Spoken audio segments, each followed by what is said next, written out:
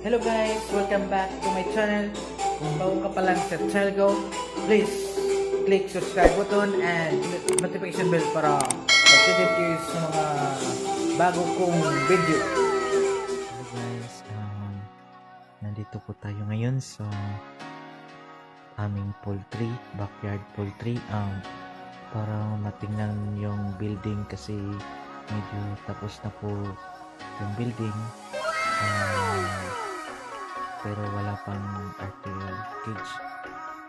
This coming November pa dumating yung tapos guys, ipapakita ko po sa inyo yung simula hanggang sa natapos yung aming maliit na building, 200 cage capacity guys.